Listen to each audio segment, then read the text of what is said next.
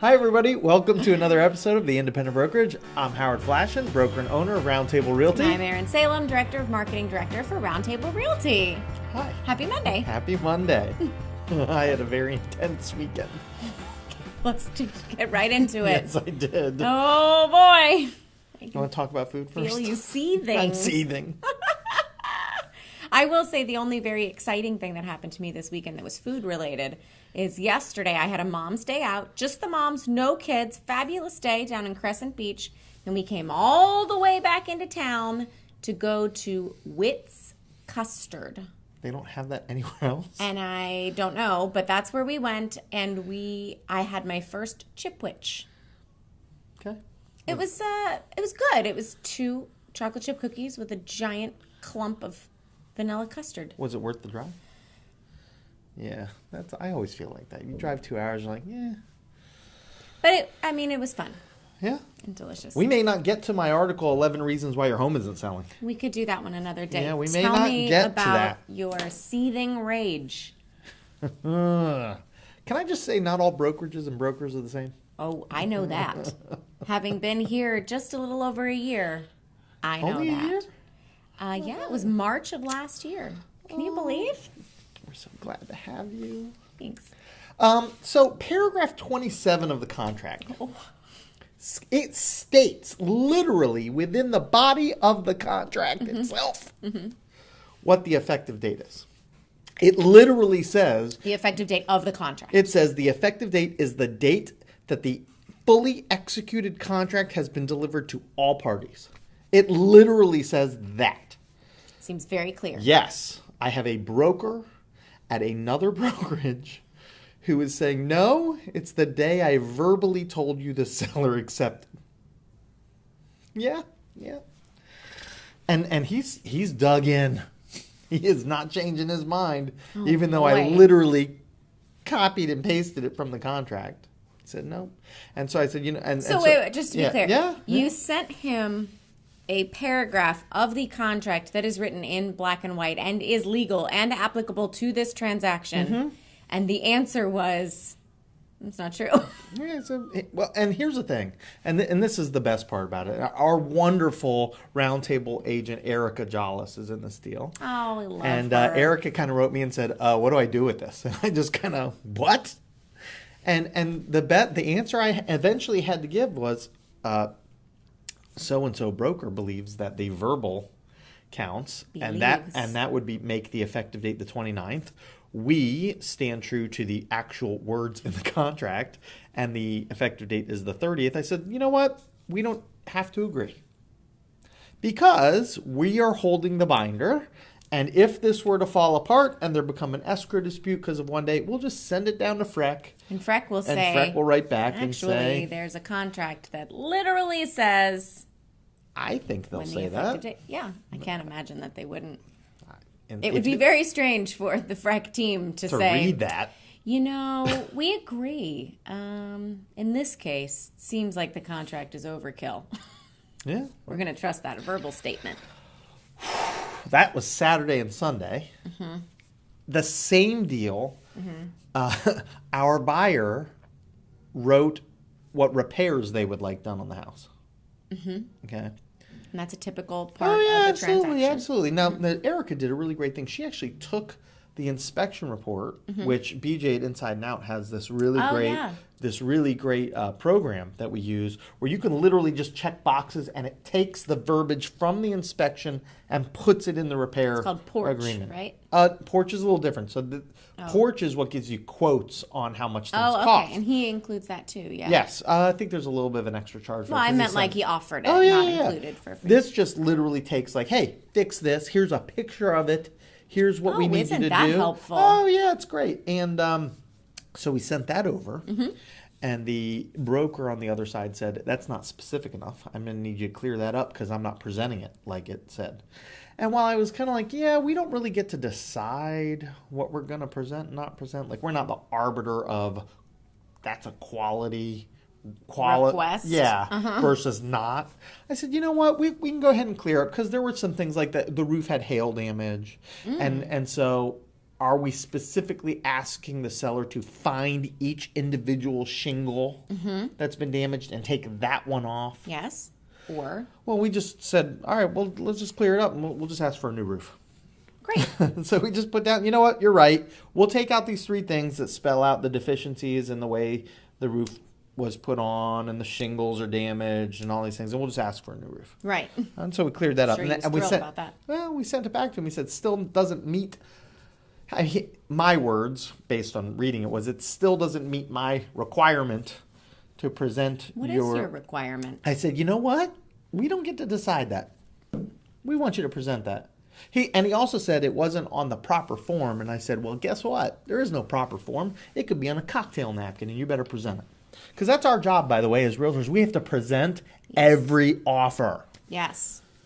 We also got into a little thing where I said, as a transaction broker, because he's a transaction broker. Yes, there's a difference. I said, as a transaction broker, you need to present these neutrally. Don't put your little flavor on it. That's right. Just you can't. present it. And he said, how you don't know if I'm a transaction broker or a single agent. And I said, well, at the bottom of the MLS listing, it says you're a transaction broker. So is that right or not? He didn't reply to that. It's all very justicey.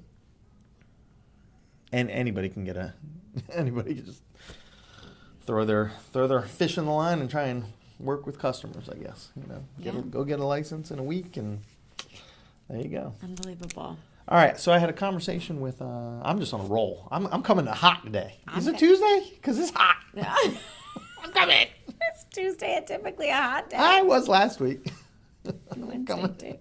Okay. Wednesday was crazy. Wednesday was Holy nuts. smokes, was Wednesday nuts. Something astrologically was off. Oh man, Julia said that. Julia was like, "Oh, something's in retrograde," and I was like, "Oh, well, there you go." Yeah. It was crazy Wednesday.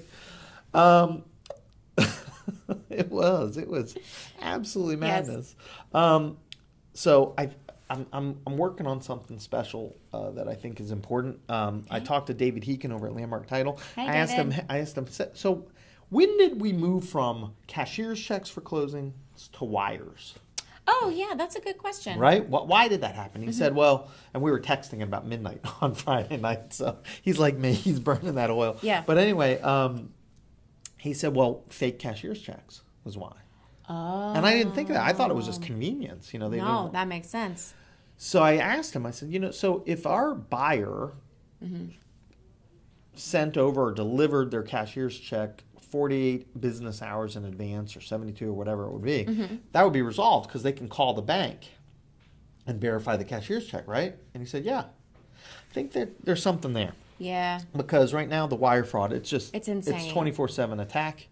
And I think that there's something there that... And there's just nothing anybody can do about it. There is. What's that? Cashier's checks. Well, I mean about when after the wire fraud already happens. It's gone. I mean, Money's gone. The FBI is aware, and they attempt to... No, they're trying. What can they do? But there's nothing to do. These people, they change their IP addresses. They disappear off the planet after they get this money. And it happened right here in Jacksonville not long ago.